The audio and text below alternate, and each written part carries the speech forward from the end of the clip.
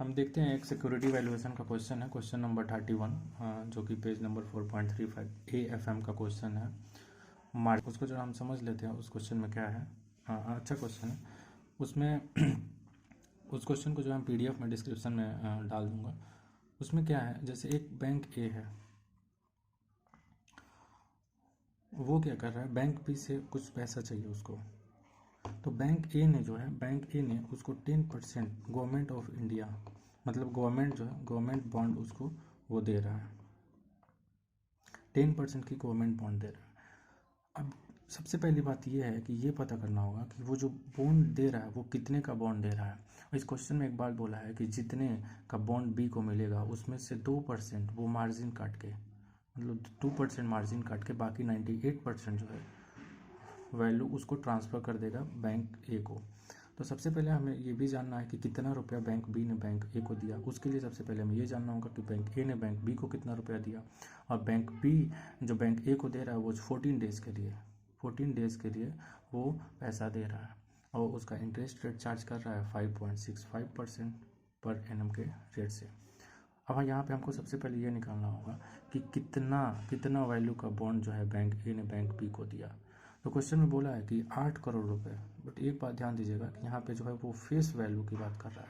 Face value 8 crore रुपए की bond जो है इसने ट्रांसफ़र किया बैंक ए ने बैंक बी को।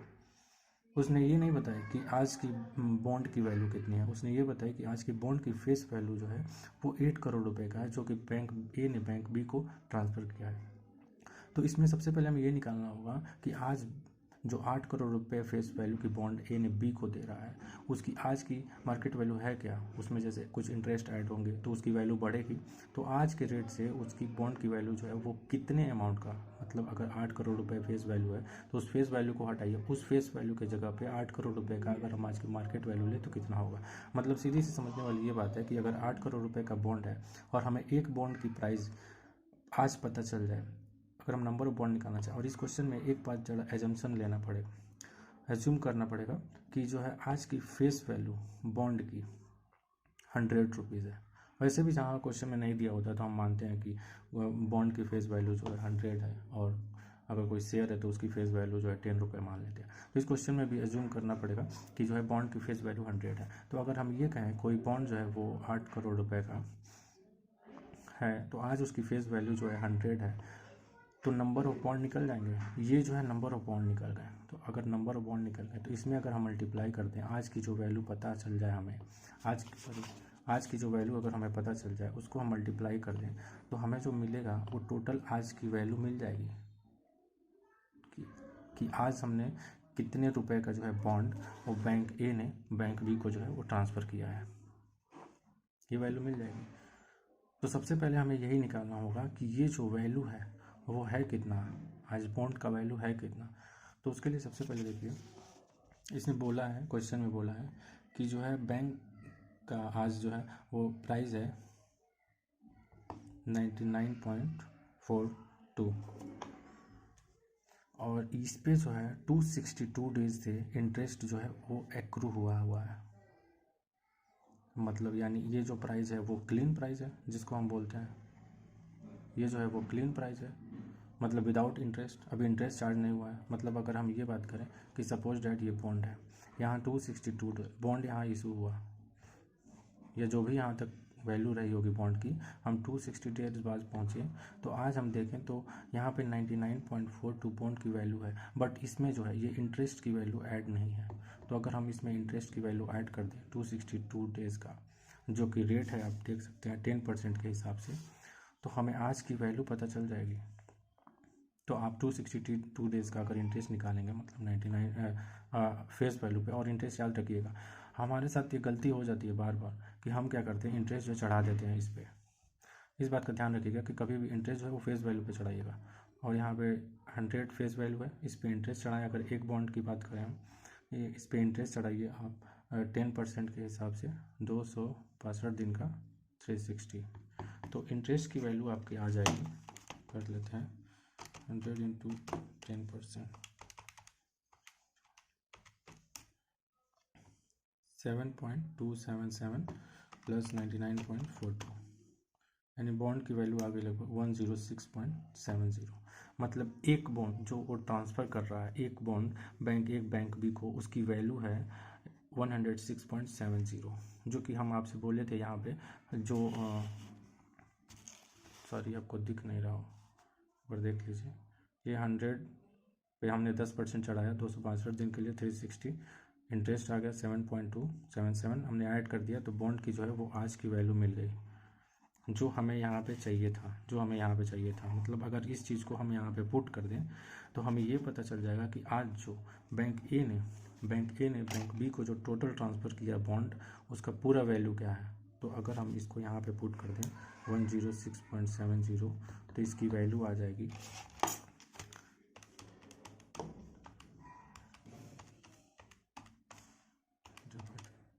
इसकी वैल्यू आ जाएगी 8536000। ये तो वो वैल्यू है जो कि बैंक ए ने बैंक बी को दिया है इतने का बॉन्ड मार्केट प्राइस के हिसाब से। अब इस पे क्या किया बैंक ए ने 2% काट लिया मार्जिन, मतलब 98%। इसका जो है वो 98% पैसा जो है वो ट्रांसफ़र किया है बैंक ए को, 98% पैसा जो है वो ट्रांसफ़र किया। तो अगर हम इसका 98% निकाल लें 8536000 का, तो ये आता है 8352800। आप देख सकते हैं मतलब इतना पैसा जो है इसने 8365280 बैंक बी ने बैंक ए को ट्रांसफ़र किया। अब क्या होगा, और ये तो पता चल गया, हमें यही तो पता करना था कि सबसे पहले बैंक बी ने कितना पैसा दिया है बैंक ए को। अब ये पता चल गया। अब इस पे जो है हमें रेट ऑलरेडी दिया हुआ है 5.65% पर एनम चार्ज कर रहा है बैंक बी बैंक ए से, और बैंक ए ने 14 दिन के लिए लिया है। और हमारे सेकेंड पार्ट क्वेश्चन में पूछ रहा है कि बताइए रीपेमेंट पे कितना अमाउंट जो है हमें ट्रांसफ़र करना होगा। At the time of repayment how much amount will a pay to be on the maturity. तो हमें ये तो पता हो गया कि कितना ए ने पहले लिया कितना। अगर हम सपोज डेट किसी बैंक से कुछ पैसा लेते हैं तो जितना लेंगे उस पर ही तो ब्याज जोड़ के उसको देंगे मैच्योरिटी पे। तो बैंक ए ने जो है वो 8365280 का अमाउंट लिया है, ठीक। तो इस पे 14 दिन का अगर आप इंटरेस्ट जोड़ दीजिए, जो कि देख लीजिए, अगर हम देखें 8365280 प्लस इस पे इंटरेस्ट जोड़ दीजिए 14 डेज़ का at rate of 5.65% per annum, तो हमें मिल जाएगा इन दोनों को ऐड करने के बाद कि मैच्योरिटी पे कितना देंगे। जैसे आप देख लीजिए हमारे ये अमाउंट आया था जो कि हमने बैंक बी से लिया था बैंक ए ने। अगर हम इसको एम प्लस कर दें, इस पर इंटरेस्ट चढ़ा दें 14 डेज़ का, यानी 5.65% इंटू 14 डिवाइडेड बाई 360, तो ये मिल गया हमारा जो है वो इंटरेस्ट। अब इस इंटरेस्ट में हम प्रिंसिपल अमाउंट जो लिए थे वो ऐड कर दें तो हमें मिल जाएगा ये वैल्यू, जो कि आएगा 8383660 कर लीजिए राउंड ऑफ करके, ठीक। तो ये सेकेंड पार्ट का हमारा आंसर हो गया कि इतना अमाउंट मैच्योरिटी पे जो है वो बैंक ए ट्रांसफ़र करेगा बैंक बी को। अब एक बार इसका समराइज़ कर लेते हैं। सबसे पहले इस क्वेश्चन में पूछा था कि ये बताइए कि डर्टी प्राइस क्या है। तो हम देखे थे कि क्लीन प्राइस जो हमारा 99.42 था, मतलब आज ये क्वेश्चन में दिया हुआ 99.42, उसमें हमने इंटरेस्ट 262 दिन का इंटरेस्ट हमने चढ़ाया नहीं था। 262 डेज़ का इंटरेस्ट चढ़ाने के बाद जो है वो डर्टी प्राइस बन जाएगा, यानी ये 99.42 क्लीन प्राइस था, उसमें हमने 100 रुपये फेस वैल्यू पे जो है वो इंटरेस्ट चढ़ाया, तो आज की वैल्यू आ गई 106.70, ये है डर्टी प्राइस। फिर जब ये वैल्यू आ गई तो हमने ये निकाल लिया कि जो हमने 8 लाख का फेस वैल्यू का बॉन्ड बी को ट्रांसफ़र कर रहे हैं उसकी आज की वैल्यू कितनी है। तो 8 करोड़ अगर हम उसकी फेस वैल्यू से डिवाइड करें तो नंबर मिल गया, नंबर ऑफ बॉन्ड्स, उसमें हमने मल्टीप्लाई कर दिया आज की बॉन्ड वैल्यू पर बॉन्ड की वैल्यू। अगर हमें नंबर ऑफ बॉन्ड मिल गया तो पर बॉन्ड की वैल्यू मल्टीप्लाई कर दिया, तो हमें ये पता चल गया कि हमने जो है इसको इतने रुपए की वैल्यू जो है ट्रांसफ़र किया, जिसमें से बी ने 2% मार्जिन काटा और 98% पैसा जो है मतलब इतना 8365280 इसको ट्रांसफ़र कर दिया बैंक ए को, और उस पर इंटरेस्ट उसने रेट जो चार्ज किया 5.65% पर एनम, जो कि क्वेश्चन में दिया है, और 14 दिन के लिए बैंक ए को उस रुपये की ज़रूरत थी, तो बैंक ए ने जो है उस पर फिर 14 दिन का इंटरेस्ट जोड़ा और मैच्योरिटी पे जो है वो इतना अमाउंट पेमेंट कर दिया। और क्वेश्चन का रिक्वायरमेंट ही यही था फर्स्ट पार्ट में, what is the dirty price and In second part, what is the repayment amount at the maturity? And in the question also given, you consider 360 day in a year. तो इस तरीके से ये पूरा question जो है वो एक मैंने समराइज कर दिया है, आप समझ सकते हैं। बाकी वो एक बार आप स्टडी मटेरियल का जो है वो प्रेजेंटेशन आंसर देख लीजिएगा। हमारा सिर्फ यहाँ पे एम था कि हम इसको थोड़ा सा समझ लेते हैं कि कैसे होगा। Thank you.